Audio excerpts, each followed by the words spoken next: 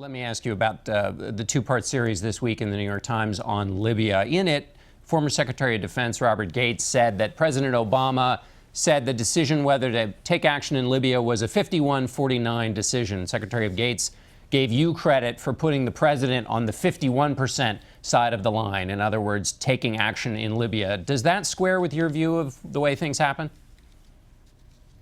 Well, look, it was the president's decision, and I think he listened to everybody, just as he did when we were involved in the intense review of intelligence as to whether or not the president should order action to go after bin Laden. These decisions are obviously, ultimately, the president's. I think we should remember where we were, the kinds of threats and actions that Gaddafi was taking. And I have to say that when I look at this, an absence of action by NATO, by Arab League members, would have probably turned Libya into Syria, which I think would have been an even more dangerous situation. So we all give our best judgment. I respect everybody who I worked with in the Obama administration, and then ultimately we make our recommendations to the president. Some people say it's not so much that Syria, it may be been like Syria, but it isn't so good right now. Well, no, it's not good. I'm not saying that it is, but it's sure better than Syria. I think maybe 1,500 people were killed last year compared to probably 150,000 in Syria.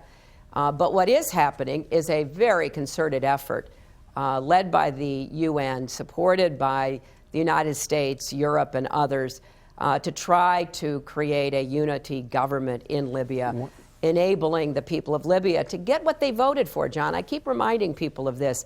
They've held 2 elections. They voted for moderates. They voted for democracy. They voted for a path forward that has been disrupted because of the interference of outside forces as well as internal squabbles. But this has only been a few years. I think we've got to really work hard to help the Libyans achieve the goals that they set out for. After all, Gaddafi hollowed out their country. They were left with basically nothing, not a functioning army, not a functioning government, et cetera. So yeah, we've got work to do, but I actually am, slightly hopeful that they will all realize they're going to do better if they work together. They stand against terrorist elements. We will support them. Others will as well. Okay, Secretary Clinton, we're out of time. Thanks so much.